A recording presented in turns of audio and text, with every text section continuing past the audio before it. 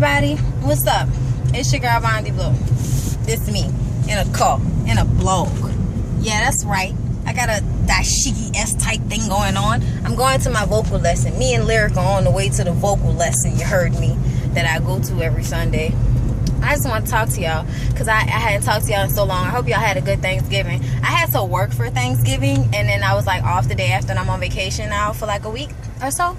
So that's why I haven't done anything. I did not forget about Bondi Blues Late Night. Trust me, I'm still reading through all of the shit that y'all sent me. I have so many letters and stuff to read through, and I haven't even got a chance to really start. So it's gonna happen next week because I'm off from work. So I'm gonna actually have the time to put forward and put into it and make sure that it comes out good. But put your seatbelt on. That's why the car beeping. You fucking up my video because you ain't got no seatbelt on. You trying to endanger your life. You trying to leave me like all the other suckers I done made famous. Put your seatbelt on, Lyric. Anyway. Sorry. Oh my God. We've been together most of the weekend. So like this is where we are in our relationship right now. It's like we're in this annoying moment. See, he tries to annoy me, and I'm like in such a good space that all I can do is hit him and move on, right? So it's like no real. She won't let me watch the game, people. That's not true. We was both watching Black Netflix, y'all. Okay, like from yesterday. Like look where we live at. Look at where we live at, y'all. Like see, like what is this? What is this going on over here? I have no idea what this. Is it supposed to be a gas station y'all parking at? They parked out there like it's church, y'all. We live in a hood, like we live in a hood, but it's a weird like country hood type thing going on, y'all. I feel like I'm at the bottom right now. Fish don't fry in the kitchen, beans don't burn on the grill. Stop! These people watching the video, you will make people have epilepsy. I'm from the east.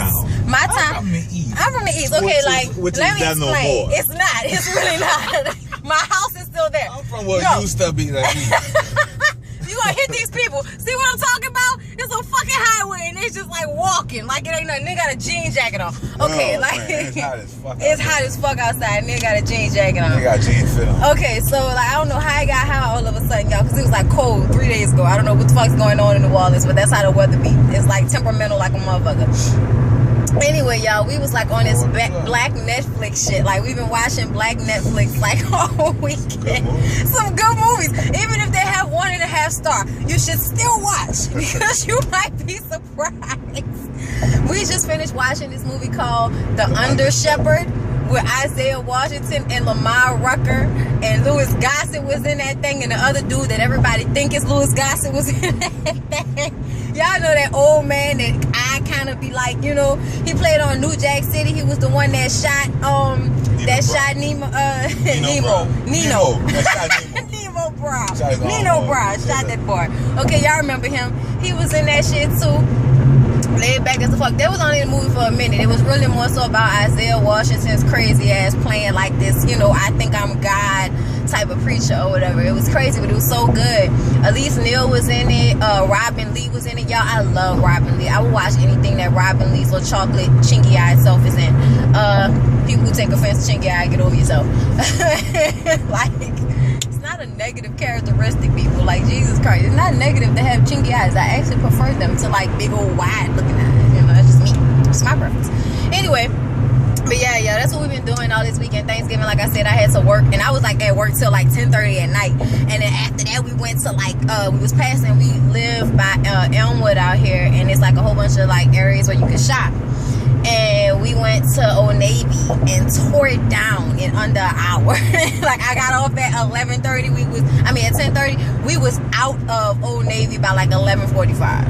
No bullshit. We was not playing. We stopped at Bath and Body Works, but I just wasn't for the whole buy 3 get 3 free thing. So I went back yesterday and got the 2 for which is really the same thing, but I didn't want to spend, like, you would really have to spend $60 on, you know, if you wanted 3 candles to get 3 free, you would have to pay like, what is it, $66 and some change. I didn't want to do that. So, because I only wanted 4 candles. So I went back and got the 2. You know how they be doing the 2 for 22? I was like, yeah, okay, I'm here for that. So that's what we did, y'all. And we ate food from people at work, because like at work we always bring food. So I brought like some store-bought shit. Like I normally do candy yams every year, but like I was working a morning schedule and I was just doing too much, so I didn't feel like doing all of that. Like I'm relaxed like a motherfucker. I'm not even on the internet. Somebody hit me up I forgot the lady's name. I'm gonna have to go back and look at it, but it was a post about some crazy ass lady who must be, you know, important in some way, but she's more self-important than anything, bashing the president's daughters for how they was dressed at this dinner or whatever, and how they were making faces and stuff like that. And I'm like, you know, it amazes me how we try to act like it's not racial. Like, it's all racial. When it comes to President Obama, I don't give a fuck what anybody says. It's all racial. You bitches hate the fact that we have a black president now. And anytime y'all can use to degrade him, call him Mr. Obama instead of President Obama. Anytime that y'all can use to talk about his kids, his wife, whatever he's doing in the White House, in actuality, our country is doing better. The economy is a little bit up. The debt is a little bit down. You know what I'm saying? Like, if you're really looking at what's going on, prices for insurance are, you know, it's like the first time they haven't been like risen to a certain percentage or whatever. So I'm just saying, like, you know, good things don't happen, you know, fast. They happen in a slow way. They happen in a in a thought, you know, a thought out process. I told you, see, you driving fast right now. But anyway, y'all, I just wanted to say that right quick because that was on my mind. People sending me negative shit on Sunday morning. Not mad at her for sending it to me or nothing like that, because she wants us to read the shit. But I'm like on this Zen shit where I don't feel like doing all of that. You know what I'm saying? I don't want to argue and go off on people right now. Like, let's wait for Real Housewives of Atlanta to come on tonight before I get into that mode.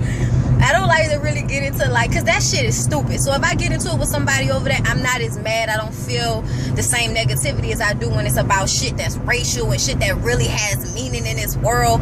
You know, I get all really into my feelings about shit like that, because that really pisses me off that no matter what, it has to do with race. And I think everybody like to put their blinders on and act like it's not. But having a black president has really shown us how racist this, you know, this country still is at this point. We saw all of that with Ferguson and all of this shit.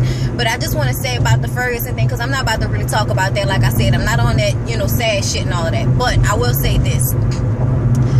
I am sick and tired of that being okay. I'm sick and tired of anybody being able to shoot a black teenager who is unarmed and get away with it like it's nothing. I'm tired of that shit. It is scary. It's scary to have a black man. It's scary to have black, you know, boy children when you feel like these things can happen to them and you have no control and you can do nothing. But at the end of the day, I also want to put this forth to my black people. Get out of your fucking self-righteousness. You do wrong all the time, okay? Like, let's be real. We fuck over each other in the black community, more so than any other race, it seems like to me. So it just, it pisses me off when the solution you come up with to this Ferguson situation is to go fuck up your own neighborhood. Why don't you find out where Darren Wilson live at and go fuck up his neighborhood if we really want to, you know, go fight the power and do all of that crazy shit? You same people, like, it killed me because where are your kids? And the mom and the daddy, Mike Brown's parents, that was, you know, they sitting up there and they hurting, they crying, and I feel their pain and I pray for them and I feel bad for them. But at the same time, when your son was walking down the fucking street with cigarillos in his pocket or whatever the fuck happened with that shit, like, I'm not saying he should have died, but I'm saying that you shouldn't put yourself in a situation to get fucked over like that, is what I'm saying. Okay? Like, where are your kids? Know where your kids are. Teach them that they should be, you know, not be afraid, but be cautious. I mean, fuck, you better well be afraid when they can shoot your ass and get away with it. And I don't mean be scared in a fearful way of any man or anything like that. But what I'm saying is be smart. Don't be stupid. Don't think that you're just going to be able to, you know, tell a cop and do anything you want to do to some cop because you're in a black neighborhood. Like, none of us know all what went down, but the people who were there. You know what I'm saying? Mike Brown, that police officer, whoever was there at the scene at the time when all of that shit was happening. And even those people, perception of reality can be also dependent on what they were paying attention to at the time and their emotions and all of this type of shit. But all I'm saying is, y'all, I just want us to make better decisions. The solution to this type of shit is not fighting fire with fire. It's to figure out you yourself where you going wrong. Parents, raise your fucking kids. To me, it's unreasonable to not know where your children are.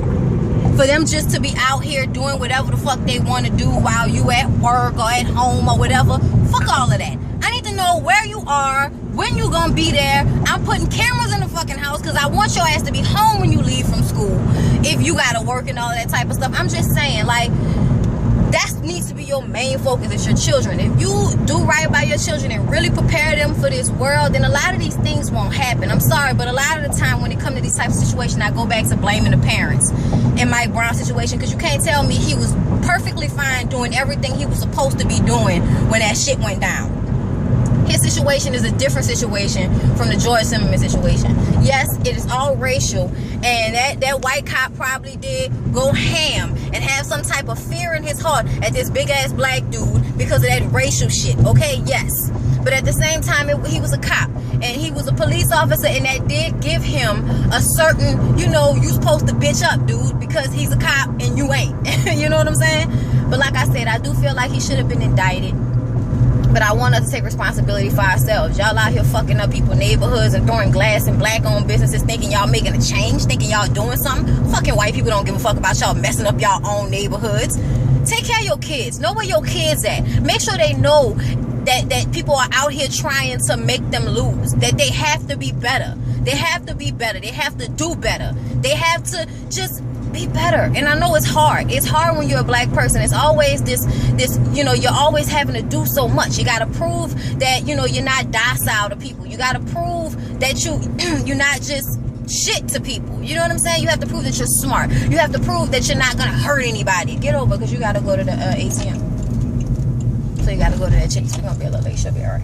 Anyway, but you know, I'm just saying, like, I feel like we need to take responsibility for ourselves and take responsibility for our children and where we go wrong, and just letting them be out in this world without giving them everything. And don't teach them to hate white people and all of that crazy shit. Don't do that. That's fucking ridiculous, because not all white people are bad, and not all police departments are like that. Because we got a police department full of black people doing fucked up shit down here in New Orleans. So, you know what I'm saying? Like, kids get STDs and they don't handle the cases properly when they dealing with, you know, spousal abuse and all this type of shit. Trust me, they got plenty of black